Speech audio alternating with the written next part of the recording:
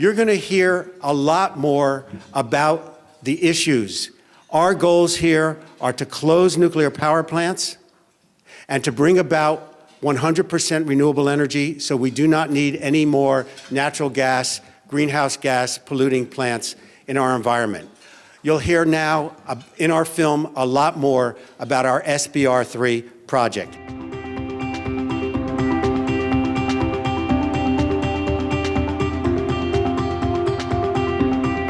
In Santa Barbara, we all take a lot of care to keep doing what's right for this unique haven.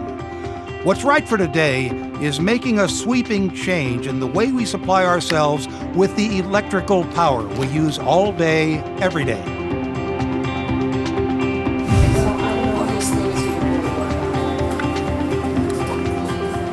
The World Business Academy has taken on the task of planning our own independent power system using mainly a source of energy that's right here, clean, safe, and economical. The sun, solar energy.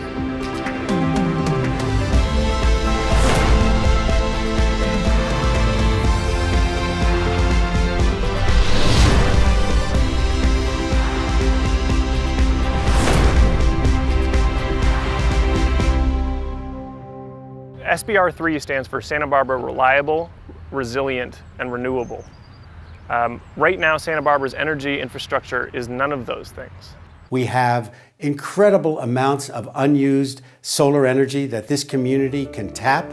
These are very viable technologies that can be implemented right here and right now. Solar panels on homes, big business rooftops, public buildings, parking structures. It would all make up what's called a microgrid, our own independent power. Your idea is spectacularly sane and really achievable, and you've done the homework, and I'm just so happy about it because it is a completely correct idea. Santa Barbara could be the example. We could be the way power gets done in the world from now on if we pull off this microgrid. We have to do it. We absolutely must do that for our children. Whether you believe that we're just running out of fossil fuels or whether you believe that climate change is going to undo civilization, we have to build a different form of energy, and no better place to start than right here in Santa Barbara.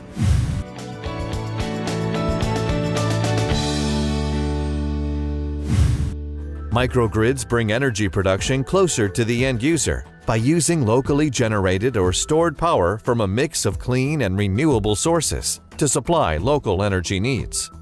An energy management system is then used to direct the energy produced to where it is needed to ensure it is used to maximum efficiency.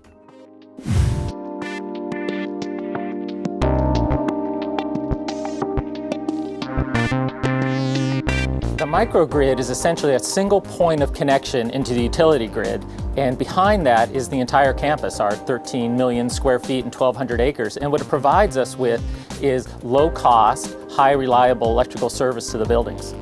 A microgrid-controlled system basically allows an orchestration of your generation, your storage, your load or your demand for energy, your transportation, and your imports. The microgrid provides a level of control, provides savings to the campus, provides learning opportunities, and it also is highly functional in emergency situations.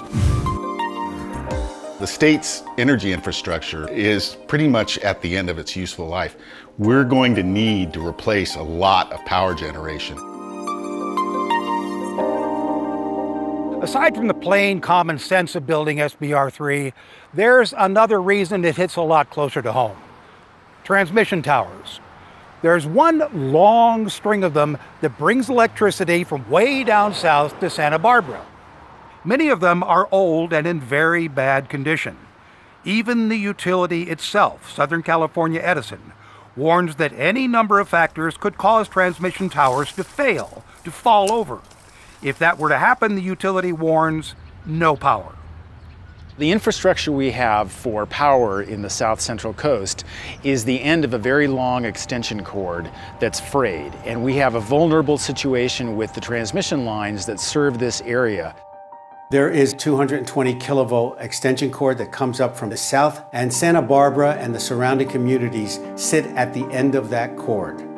Those high voltage extension lines go over the north edge of a mountain range. They are highly vulnerable to catastrophic events, to fires, to dramatic storms such as El Nino. And if they were to become compromised and the towers to fall down, then we could face extended blackouts in this area.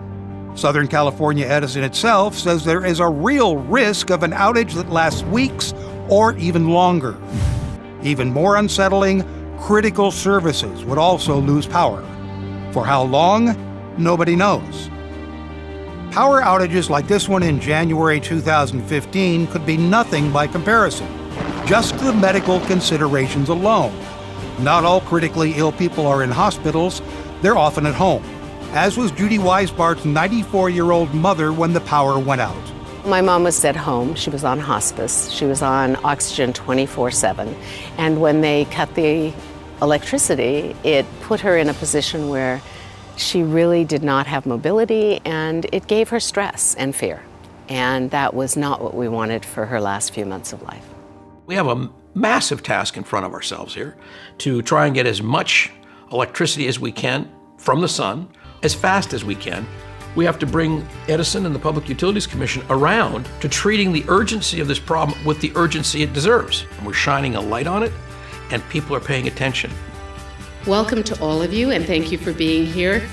We brought together the Chamber of Commerce, the downtown organization, local political leaders, the Community Environmental Council, as well as business leaders. What really blew me away that night was that such a diverse group of people with varying backgrounds could be unanimous in their support for a local renewable energy system. We have already 3 power plants on our coast, and it is simply absurd to put a 4th one there when it's subject to sea level rise. There was a meeting of the Public Utilities Commission, and the World Business Academy facilitated a lot of people coming down from Santa Barbara to address the Public Utilities Commission. World business is looking out for the future. This warning about losing power comes from those responsible for keeping our lights on, Southern California Edison. The critical information you're about to see first surfaced in 2012. The alarming transmission tower deterioration discovered by the Academy was documented independently by local television news. This report, titled South Santa Barbara County Reliability Issues, exposes the problem. Everybody between Goleta and Ventura is now been designated the most vulnerable communities in California. Then, Southern California Edison, while calling the flaws cosmetic, nonetheless instantly mobilized a fleet of trucks carrying emergency electrical generators. Edison officials call it the largest staging of CAT generators in one single location. The change to alternative energy begins with individuals, like Diane Boss. It's nice to come down here and look at these again. They're so cool, just sitting here quietly making electricity all the time. And when I heard about the microgrid, it was, right, that is the next step. We take responsibility for ourselves, and now we take responsibility for our community. I have recently had the honor of joining the board of directors, and on behalf of the entire board, I thank all of you for coming here and bringing your own enthusiasm. It's a big, bold project, and it needs all our support. I know a lot of you are already participating through the political process, by spreading the word with donations of all sizes. I hope that many of you will join me today at the $10,000 level. But whatever you can do to help the microgrid become a reality, as someone here recently said to me, you'll be on the right side of history. Old ways of thinking and doing business are part of our economic and social life. Governor Brown summed up the battle. We are here because of oil and gas. That is the prosperity. That's how we got here. That's how your shoe, everything we got has it. So what has been the source of our prosperity now become the source of our ultimate destruction if we don't get off it. There's been hope that nuclear energy would help, but major safety problems, increasing public understanding, and the work of the World Business Academy closed the San Onofre plant. The closure of San Onofre was just the beginning. There are a number of large, older plants that will be closed down in the next 5 to 10 years, and it's going to leave a vacuum that's going to have to be filled. And it presents a tremendous opportunity to totally redesign how our energy is generated and to bring energy closer to the people that use it. The Diablo Canyon nuclear power plant would never have been built today. They were aware of some seismic activity, but more and more earthquake faults were discovered as time passed. One of them is within 2,000 feet of the main power block of the reactor.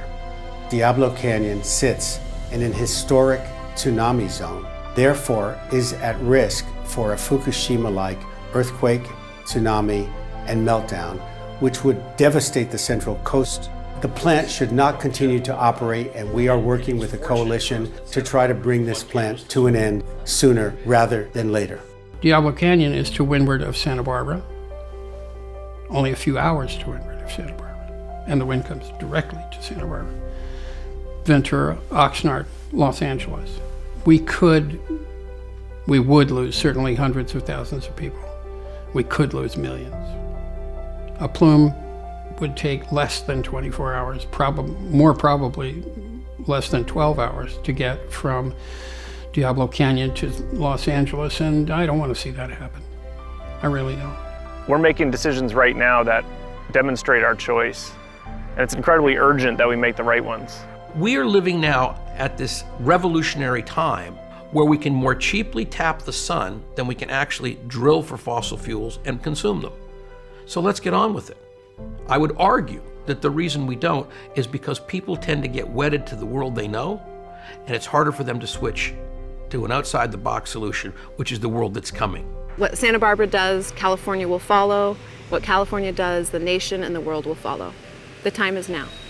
The bar has been set, and we in Santa Barbara believe that we should take a leadership position and should do better than the rest of the state.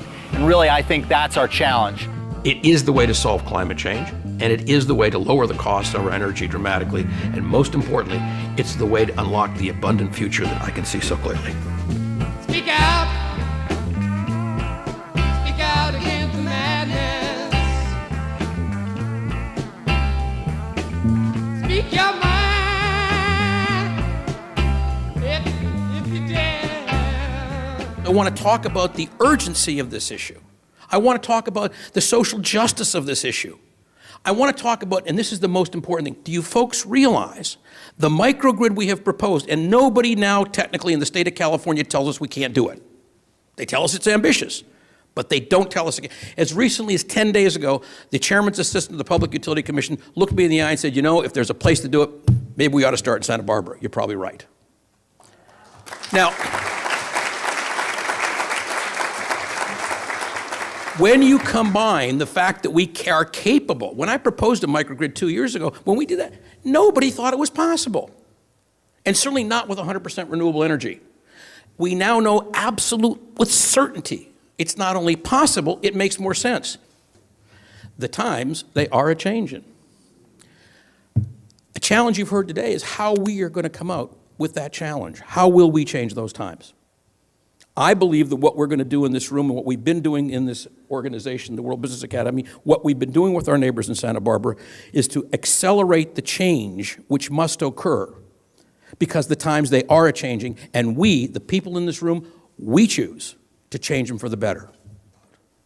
And so now we have the opportunity today to invoke collectively that will. I'm delighted that I know you share it with me. Thank you.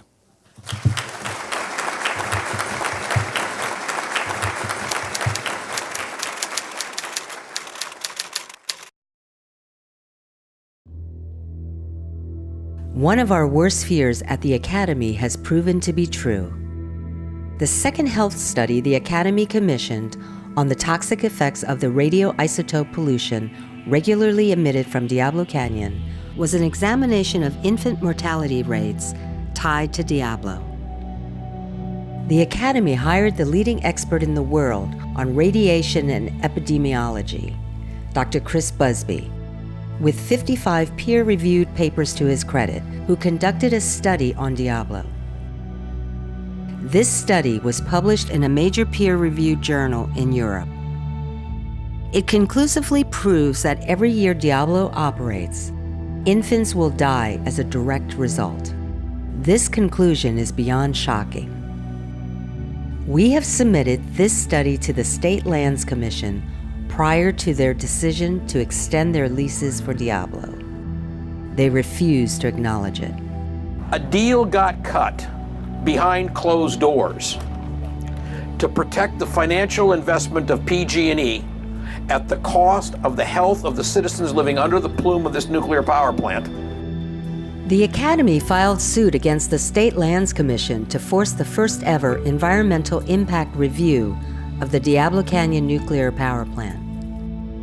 The suit seeks to compel the State Lands Commission to do its legal duty to enforce the provisions of the California Environmental Quality Act. If our lawsuit is successful, the State Lands Commission will be ordered to complete an environmental impact report, which we do not believe the Diablo Canyon facility can pass. A failure to pass an EIR would likely result in the plant's closure in 2018. Trial begins in July of 2017. The Fukushima Daiichi nuclear plant continues to leak highly radioactive water into the Pacific Ocean every day from the continuing meltdown of the plant. When the plant exploded, the nuclear reactor failed to shut down. The nuclear reaction melted through the containment vessel and into the earth below. That reaction continues to this day, releasing 700 sieverts of radiation. Chernobyl, at its peak, released only about 350 sieverts. The Academy has teamed up with longtime fellow Akio Matsumura, who has spent his lifetime working at the UN on nuclear issues. He is working with politicians from California and Japan to disclose the ongoing horror of Fukushima. The Japanese government is in over its head and is perpetuating a cover-up of the ongoing disaster. Fukushima poses a long-term catastrophic impact to our beaches. It is also a constant reminder of the 1 in 6 chance that Diablo could cause a similar catastrophe on our coast. SBR3 is designed to address our vulnerability as a community from a massive blackout. We continue to keep the issue in front of the local press and our political leadership. Every electron we produce locally is one we don't have to from the 220 kilovolt lines that could come down. Our Powering Paradise program guides homeowners in creating local energy systems to keep their lights on in the event of a crisis. The Academy assists the homeowner in the complex planning and negotiations with contractors to make sure they get what they want. Academy President Ronaldo Brudico turned his house into a demonstration project for the solar and battery technologies available, so that others could see the design for small microgrids. If the lights go out, you are welcome to come charge your phone at his house. This is a picture of a high-pressure sodium streetlight. We have thousands of them in Santa Barbara. They use 300% more electricity than modern LED lights and produce inferior lighting with a much shorter lifespan and higher maintenance costs. It would save taxpayers enormous amounts of money to convert to LEDs. However, the city design standards still stipulate the use of sodium lights. We have launched a citizen letter writing campaign to put pressure on the City Council and staff to make this energy-efficient upgrade as soon as possible. Car manufacturers have begun selling hydrogen-powered cars in California. We have been designing a hydrogen production facility to use renewable energy and water to produce 100% carbon-free hydrogen for transportation. The Academy continues to develop that technology in partnership with one of the largest and most prestigious companies in the field of hydrogen production. The goal is to build the first prototype of this facility in Santa Barbara County. Elwood is a lower-income community in the Goleta area that came to the Academy asking for our support in their efforts to stop Southern California Edison from refurbishing a natural gas peaker plant in their community. In a victory, the California Public Utilities Commission has placed a temporary halt on the refurbishment of this plant because of our advocacy. The community and the Academy have been invited into the conversation about how to replace the power that would otherwise be produced by this dirty plant with clean, renewable sources.